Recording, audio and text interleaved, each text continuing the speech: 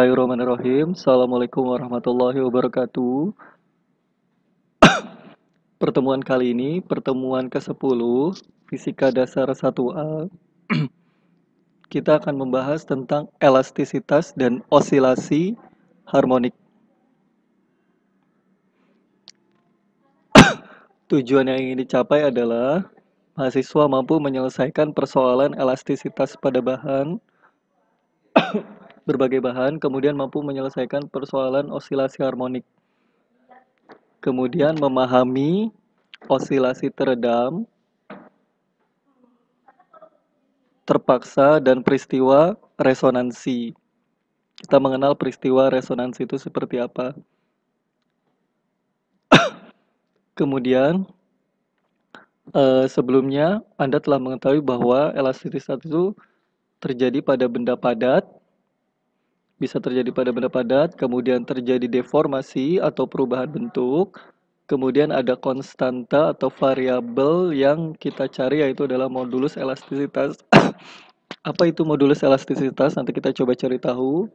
Nah, kemudian osilasi harmonik, osilasi atau biasa disebut sebagai getaran, gerakan bolak-balik, kemudian harmonik, harmonik seperti apa? Nah, di sini ada poin-poinnya, susunan pegas, kemudian massa pegas yang vertikal, kemudian pada bandul sederhana dan hubungan antara gerak harmonik dan gerak melingkar. Kemudian ada juga sebagai pengayaan ada osilasi teredam dan terpaksa. Apa yang dimaksud osilasi terpaksa? Oke, kita masuk ke elastisitas. Nah, elastisitas itu kita mereview sendiri benda padat. Benda padat adalah di mana atom-atomnya itu tersusun rapih dalam ruang dan tetap konsisten pada suhu tertentu. Kemudian, di antara para atomnya terdapat juga gaya interaksi yang bisa dimodelkan atau dibuat lebih sederhana sebagai sebuah pegas. Berarti ada getaran ya, bolak-balik ya. Nah, sehingga dengan konstanta yang besar, artinya kalau konstanta pegasnya itu besar berarti dibutuhkan gaya yang besar sehingga benda padat itu bisa berubah bentuk atau seperti apa. Nah, sehingga kalau misalkan dia konstanta besar maka bisa disebut sebagai benda tegar atau benda yang kokoh.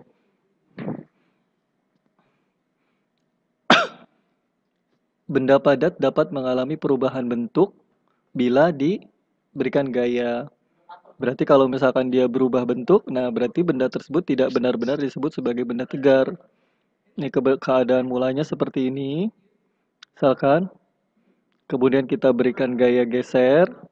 Ternyata bentuk yang tadinya bagus ini simetris, yang seperti tabung ini agak mencong ke sana ya. Nah ini terjadi deformasi, perubahan bentuk. Kemudian beda lagi kalau misalkan kita tekan dari arah semua nih, dari sisi sini, sisi sini, sisi sini seperti yang hangat diperlihatkan. Nah, terjadi perubahan deformasi secara radial. Radial artinya perubahan radial itu berarti kalau misalkan tadinya dia bentuknya lebih lebar, dia berubahnya menyusut, tapi tetap dalam lingkaran radial. Menyusut lagi ditekan dalam arah radial. Gitu ya.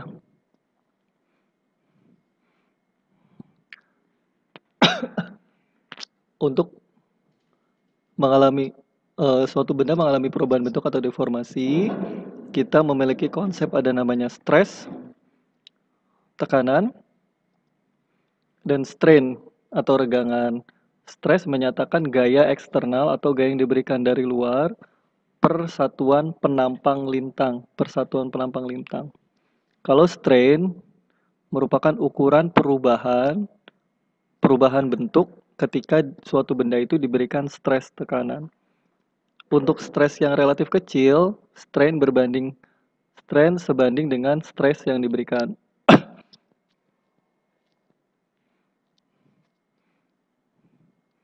Nah, modulus Young kan tadi kita dapat tekanan ya. Tekanan itu P gaya yang diberikan per luas area. Kalau strain itu misalkan dalam arah panjang ya kita lambangkan gamma. Perubahan panjang setelah ditekan atau setelah ditarik dibagi panjang awal. Kemudian, nah ini modulus elastisitasnya. Modulus elastis itu adalah perbandingan antara stres, tekanan dibagi dengan regangan. Modulus Young, perubahan arah. Kalau Young itu arah bendanya dalam satuan panjang. Kalau modulus geser, itu ada bagian benda, seperti tadi ya, mengalami pergeseran. Kayak tadi kan misalkan gini seperti ini, tiba-tiba dia jadi mencong seperti ini ya. Nah, berarti ada bagian atasnya yang bergeser, bagian sebelah sininya. Kalau bulk, dia perubahan serama volumenya itu berubah setelah diberikan tekanan. Apakah menyusut? Misalkan volume kotaknya segini, diberi tekanan jadi kecil. Nah, ini modulus bulk. Baik, kita lanjut. Sekarang untuk pengertian modulus elastisitas, ini kita mengetahui adalah stres. Stres itu adalah tegangan. Itu adalah gaya dibagi persatuan luas, dibagi luas.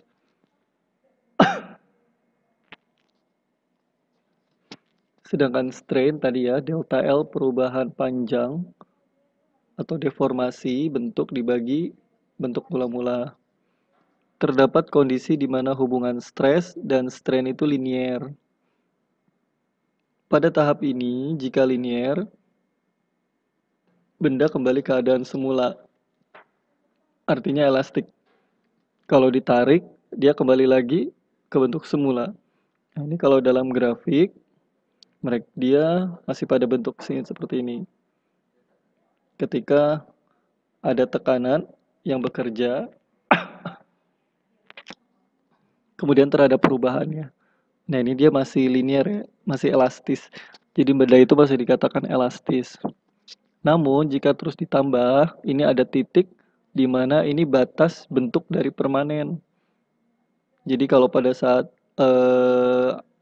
kamu terus tekan atau diberikan gaya, maka dia akan hampir pada titik kritisnya,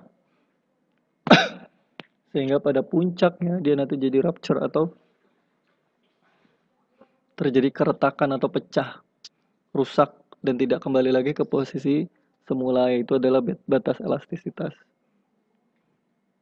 Jadi kesebandingannya adalah karena seperti ini linear ya, maka hubungan antara tekanan bagi luas sebanding dengan strainnya. Ada suatu konstanta disebut sebagai E.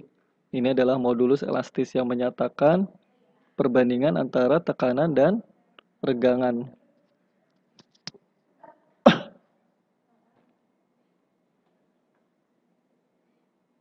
Ya, ini modulus elastis bisa bermacam-macam. Ini kalau yang pergeseran, perbandingan antara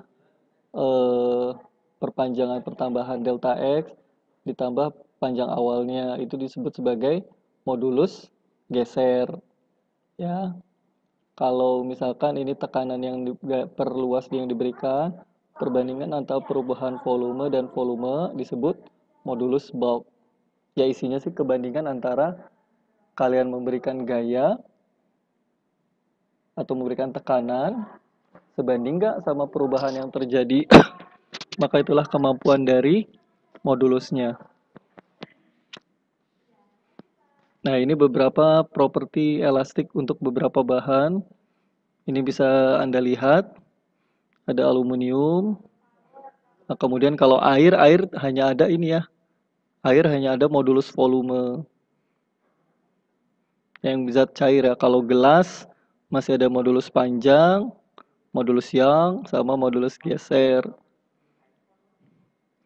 Ya untuk baja yang lainnya ya steel, copper, dan yang lain. Baik, untuk selanjutnya kita coba masuk untuk bab bagian osilasi. Osilasi harmonik atau osilasi yang bergerak secara simetris itu banyak sekali dalam kehidupan sehari-hari. Dari sistem tata surya, kemudian sampai sistem atom, itu pada prinsipnya kita mensederhanakan dengan sistem getaran yang sederhana. Terus kemudian dari air yang banyak ini kita pecah menjadi sebuah molekul-molekul dari padat, cair, dan gas. Ini semuanya berosilasi atau melakukan gerakan bolak-balik bergetar. Ya, dengan osilasi, getaran tersebut bisa merubah kondisi gerak, membawa energi, kemudian berpengaruh terhadap sistem yang lebih kompleks. Jadi hanya dengan getaran bolak-balik yang kecil, dari yang kecil merambat ke suatu sistem yang besar. Ya, seperti halnya juga dalam luar angkasa itu sebenarnya juga kalau kita telusuri ada eh, konsep getarannya.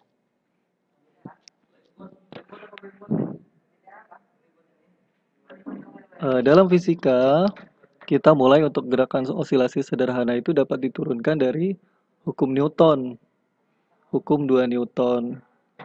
Kemudian untuk kasus khusus pegas, ketika Anda menekan pegas ke arah sana, misalkan menekan pegas ke arah sana, maka kalian akan merasakan sedikit keras, yaitu gaya melawan. Nah, gaya melawannya inilah disebut sebagai hukum Hooke, di mana gaya yang kalian berikan itu sebanding dengan kemampuan si pegas itu bergeser dengan konstanta pegasnya.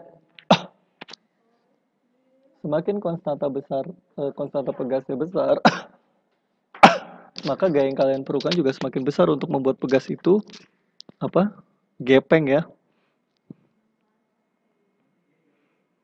Nah, sehingga kita dapat tuliskan ini kan F, hukum Newton, massa kali percepatan. Percepatan itu adalah turunan kedua dari posisi ya.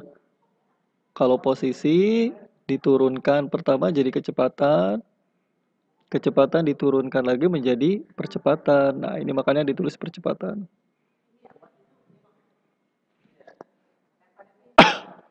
Sehingga bisa kita dapatkan persamaan diferensialnya adalah seperti ini. Ya, D kuadrat. Turunan diferensial X 2 kali terhadap waktu ditambah K per M kali X sama dengan 0. X-nya adalah simpangannya. Nah, kemudian kita mencari solusi dari posisi terhadap waktu tertentu, kecepatan terhadap waktu tertentu, dan percepatannya seperti apa. Nah, inilah ciri dari yang namanya osilasi harmonik. Osilasi harmonik itu ungkapan posisinya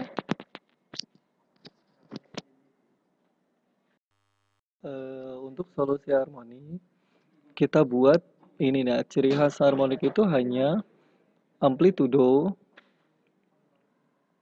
simpangan terjauhnya dibagi bentuk sinus atau kosinus. Ya, boleh ini pakai ini boleh pakai ini. Jadi dalam sistem alam semesta kita, sistem sederhananya adalah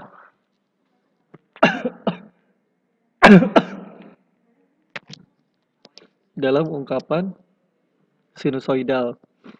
Nah, kalau untuk mencari turunan pertamanya, posisi ya diturunkan terhadap waktu jadi kecepatan. Kecepatan sama dengan kalau kosinus diturunkan menjadi minus sin. Omeganya keluar. Jadi seperti ini.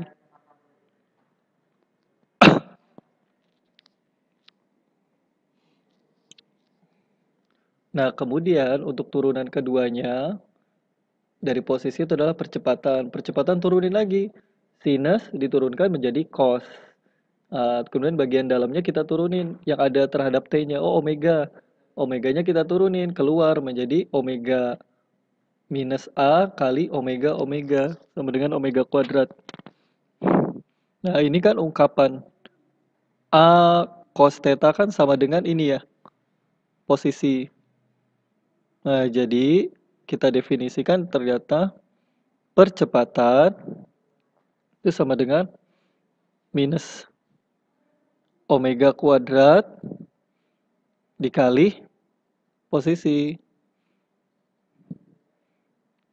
Kalau kita masukkan ke dalam ini, sistem ini, maka kita dapatkan yang namanya omega, ini ya. Jadi kita definisikan K per M itu adalah dia omega kuadrat. Nah, kemudian untuk mencari F sama dengan seperperiode dan periode sama dengan 2pi per omega. Ini hanya perumusan gelombang biasa ya. Diingat-ingat.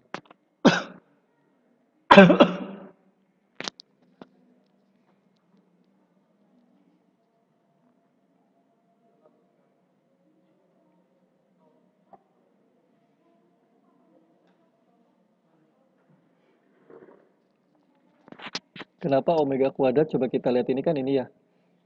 Minus omega kuadrat X sama dengan pindahin K per M minus kali X. Nah, ini kan sama-sama X. Nah, maka kita dapat definisikan agar memenuhi persamaan harmonik minus omega kuadrat sama dengan minus ini. Ya, jadi tahu ya kalau kalian ditanya omega itu dari mana.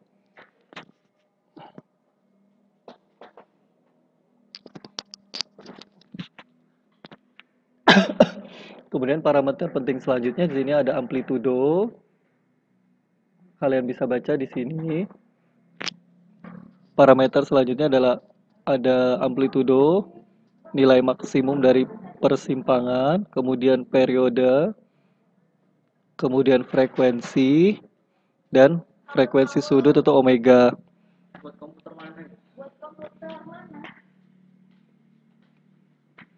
Nah, kemudian ada sudut awal jika misalkan simpangannya itu tidak dimulai dari 0.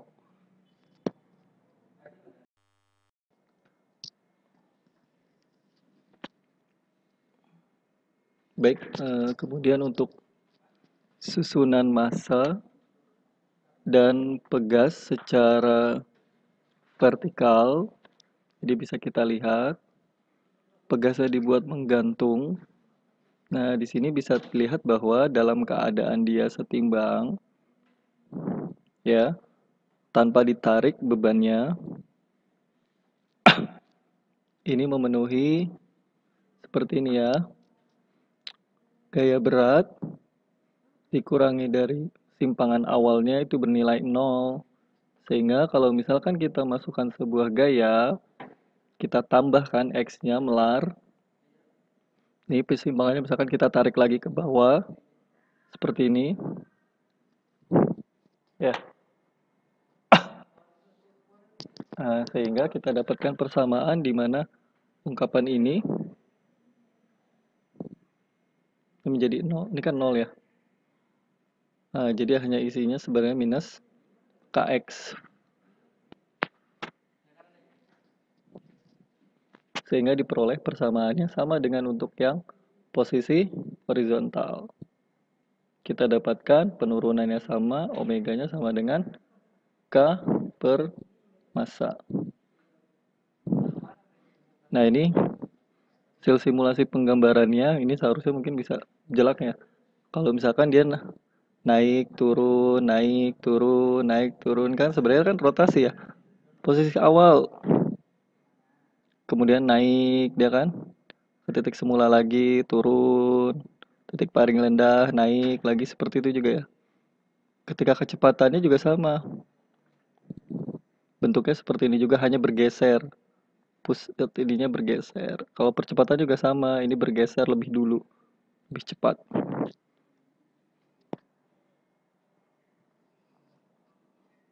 Nah, ini grafiknya secara sederhana dengan A adalah amplitudo, puncaknya, ini puncaknya. Nah, ini persamaan simulasinya kalau dimulai dari cos, berarti kan ingat aja kalau misalkan ini 0, cos 0 kan 1 ya. 1 kali A, ya A berarti kan puncaknya di sini. Nah, berarti dimulainya dari sini. Kalau kalian mulainya dari sinus, sinus 0 berapa? 0. 0 kali A, 0. Berarti dimulainya dari sini kalau kalian mau pakai sinus. Seperti itu sama aja. Kecepatannya tinggal diturunin.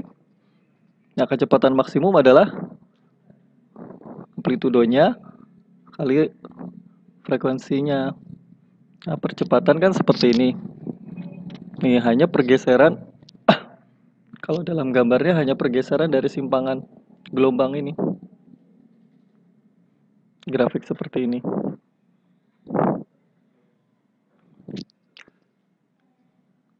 Nah, gerak harmonik di sini bisa kita lihat bahwa gerak harmonik ini memiliki energi. Ini untuk energi potensialnya adalah seperti ini, setengah kali X kuadrat simpangannya. Atau kita bisa ungkapkan X itu kan A cos omega theta ya. Berarti kalau kuadrat A kuadrat cos theta kuadrat. Energi kinetiknya juga sama. Setengah dari, kan kalau potensial, kalau pegas kan dia energi potensial ya. Naik turun seperti itu. Nah, ini juga sama untuk energi kinetiknya. Kalian lihat, ini turunannya dari kecepatan. Dari turunan posisi dapatkan kecepatan. Penjumlahan dari keduanya itu sama dengan amplitudo. Maka energi mekanika total adalah U ditambah kinetik sama dengan setengah K A atau amplitudo kuadrat. Energi total dia selalu konstan dan tidak bergantung waktu. Itu artinya apa? Kalau dia nilainya itu dia selalu bernilai tetap. Jadi kalau misalkan energi kinetiknya pada titik puncak, energi potensialnya pada titik sini, maka energi kinetiknya berlawanan ya. Terus menutupi sampai totalnya itu adalah sama setengah K A kuadrat. Nah, ini kita lihat ilustrasinya untuk energi gerak harmonik. Ini adalah simpangan maksimum yang dapat ditarik. X sama dengan A, amplitudonya. Kemudian ini batas simpangan minimumnya, kemampuan dia pegas itu menahan. Ketika ditarik, ini ada kecepatan energi kinetik bergerak ke arah sana.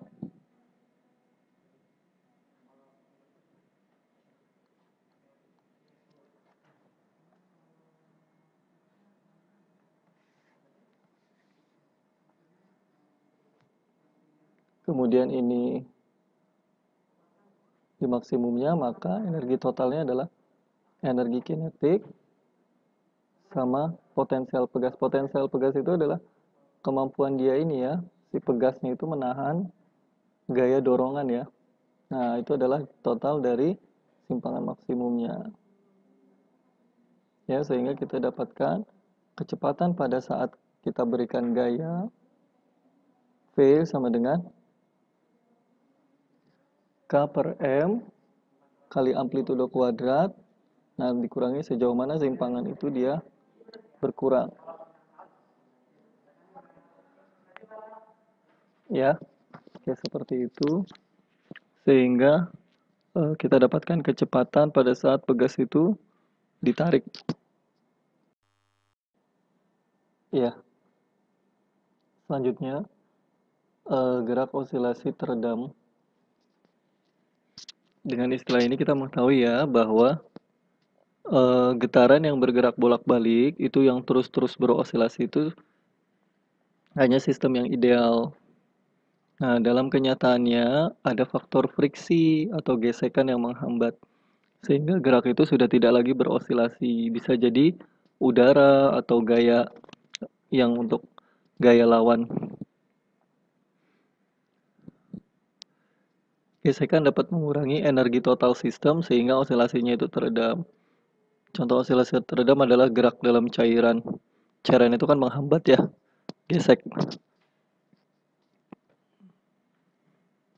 Nah, ini dia ada damping atau peredam. Ini sistem sederhananya. Kemarin tadi idealnya Kalian melihat energi totalnya seperti ini. Kemudian ada faktor peredam. Faktor peredam ini dirumuskan secara matematikanya adalah gaya teredam, gaya yang mengurangi, mengerem. Ini sebanding dengan koefisien teredamnya sama kecepatan. Sehingga kalau kita masukkan dalam persamaan diferensial, hukum Hooke ini seperti ini, ada faktor seperti ini. Sehingga kita dapatkan persamaan diferensialnya adalah nia M, turunan posisi kuadrat terhadap waktu, turunan pertama karena kecepatan, kemudian terhadap posisi. Nah, ini persamaannya lebih kompleks. Sudah tidak bukan harmonik lagi, sehingga faktor X-nya, solusinya didapat berdasarkan perhitungan sebelumnya. Ini ada faktor epsilon bilangan E. Sehingga dalam gambarnya tadi bisa kelihatan ya, yang membuat dia seperti ini. Turun. Semakin ini, semakin diam. Dengan alfa adalah B, koefisien damping dibagi 2 kali massa benda. Nah, frekuensi sudutnya juga berbeda. Frekuensi sudutnya juga berbeda. Kita dapatkan ada faktor dampingnya. Dengan kalau ini frekuensi alaminya kita udah dapat ya. Frekuensi alaminya ini frekuensi teredam. Nah, jadi kalau misalkan kita dalam dunia nyatanya suatu benda bergerak osilasi itu lama-kelamaan dia akan ditungguin aja, lama-kelamaan dia akan diam sendiri karena ada faktor redaman itu. Nah, ketika frekuensi teredamnya kecil, dia kurvanya seperti ini C. Lama-lama dia turunnya. Tapi kalau kritis atau sama peredamnya, nah dia turunnya faktor E itulah yang membuat turun. Tapi kalau misalkan faktor dampingnya dia lebih tinggi, B-nya, maka dia langsung belum mulai apa-apa udah langsung dia diam. Diamnya lebih cepat. Ya, ada underdamp, critical damping sama overdamp. Nah, ada lagi yang terakhir adalah osilasi terpaksa. Osilasi terpaksa adalah di mana ketika ada faktor redaman, kita berikan gaya luar yang menyebabkan sistem itu tetap berosilasi. Sehingga persamaannya, ini ada alamiahnya, hukum Hooke, kemudian faktor teredam, ditambah gaya dari luar. Gaya dari luar entah dorongan atau entah apa. Sehingga persamaannya jadi lebih panjang. Seperti ini ya. Dan solusinya pun sama. Solusinya mendapatkan bentuk harmonis. Karena faktor peredam ini udah diseimbangkan sama gaya dari luar. Nah, dalam grafiknya terjadi resonansi di mana frekuensi naturalnya, alamiahnya muncul. Jadi benda itu dia tidak diam, tapi ada gaya dari luar. Nah, kita dapat lihat bahwa amplitudo alamiahnya itu dari faktor gaya yang diberikan dari eksternal dibagi M dengan nia. Nah, ini terjadi ketika omega terpaksa dikurangi omega alamiahnya. Sehingga sudut yang dibentuknya pun seperti ini. Nah, jadi terjadi puncak grafik ini hanya ingin menunjukkan bahwa gaya terpaksa itu dia terus meningkat seiring dengan frekuensi alamiahnya.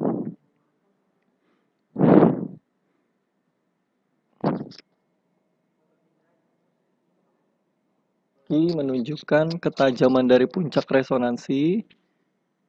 Kemudian jika nilai Q besar, ini Q adalah isinya tuh sebenarnya massa kali frekuensi resonansi dibagi faktor redam.